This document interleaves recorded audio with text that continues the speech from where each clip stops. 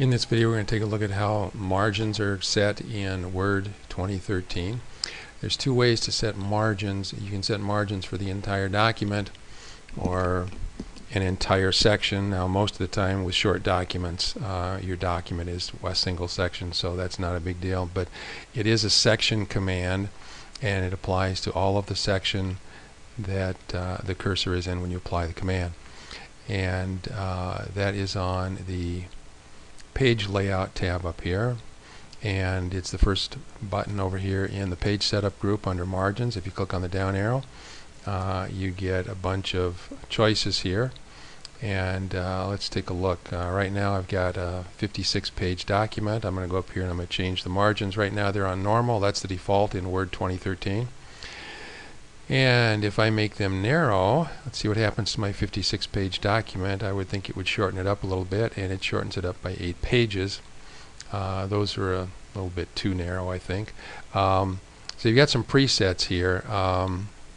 This one down here, Office 2003 default, that's the way the defaults used to be. They used to have 1 1/4 inch margins on the sides and 1 inch on top and bottom, and now they've got them at 1 inch all the way around.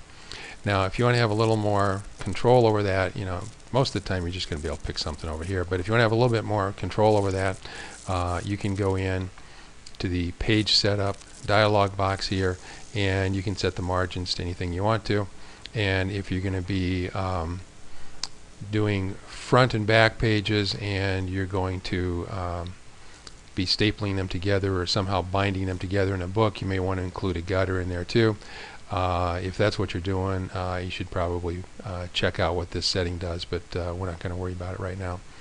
And right down here it says you can apply it to the whole document or from this point forward, and we're going to apply it to the whole document and click on OK. And we hadn't changed anything, so we're not going to see any change here, but that's how you can go in and change it. Now that applies to an entire section, or if your document is only one section, it applies to the entire document. The alternative is if you just want to change the margins for part of your document, let's say for a couple of paragraphs. Let's say I've got these 2 paragraphs right here and I want to change the margins on those for some reason. Maybe it's a quote, and quotes are supposed to be indented a little bit. There's a couple of ways to do that as well. Again, on the page layout tab in the paragraph group, we can control the left and right margin here. It goes in 1/10 of an inch increments, so if I want to increase it on the left side and if I want to increase it on the right side, I can increase this. So you can type numbers in here, you can bounce on the up and down arrows here to change it to whatever you want to change it to. And this is a paragraph command. It only applies to the paragraphs that are selected when you apply the command. And since it is a paragraph command, if part of the paragraph is selected, it's the same as if the whole thing is selected, because you can't apply these commands to part of a paragraph. So you need to have at least part of the first paragraph selected, and all the other paragraphs up to the last paragraph, you have to have at least part of the last paragraph selected if you're doing all of this in one contiguous chunk of text. And the other way to do it is, you notice that when I do these things here, it's moving these margin markers on the ruler. And so, by the way, if your ruler is not visible, that's always up here on the view menu, and it's this checkbox over here in the show group. Okay, let's go back to page layout. So you can go up here if you want to, but I think the easiest way to do it is probably just go in here and grab the margin markers. This little marker right here controls the setting for the right margin. You can just drag it back and forth. And these 3 markers over here control the first line indent. This little upside down house here controls the first line indent. So the first line of every paragraph that's currently selected will be indented by 1/2 inch. And actually it's a complete inch from the regular margins, but 1/2 inch from the rest of it. And this little marker down here is divided up into 2 parts. It looks like a little house with a basement underneath it. And if you grab the basement and drag it, it moves both this marker and the first line indent marker. Now if you want to just move the this one's kind of tough to do in Word 2013. There you go. You need to grab the house, not the basement, and it looks like almost you have to grab the top part of the house to get it to work. So put the tip of the arrow here on the top. Yeah. Try that again. It's very hard to do. It's, something changed between Word 2010 and Word 2013 because it never used to be that hard to grab. So there we go. So that controls the indentation of every line except the first. Okay. This controls the indentation of the first line, and if I want to keep the distance between the first line and subsequent lines the same, basically keep that indentation the same, then I can go here and I can grab the basement and drag it, and then both the first line and all the subsequent lines get moved at the same time. Okay.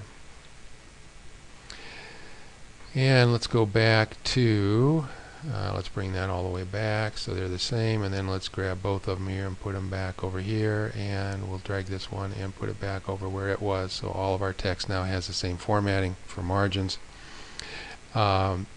And the other thing to do here is there are some keyboard shortcuts for controlling the margins. Control M, I'm going to type Control M right now. M stands for margin. It will increase the margin to the next tab stop on the ruler. The default tab stops are 1/2 inch. So every time I do Control M here, it's going to increase by 1/2 inch. And if you want to undo that, obviously you can do Control Z if it's the last thing that you did. If you've done some other stuff in between and you come back and you want to move it back out to the left, you can do Control Shift M. Control Shift M again and again and again, and every time you do it, it basically undoes it and moves it back in the other direction.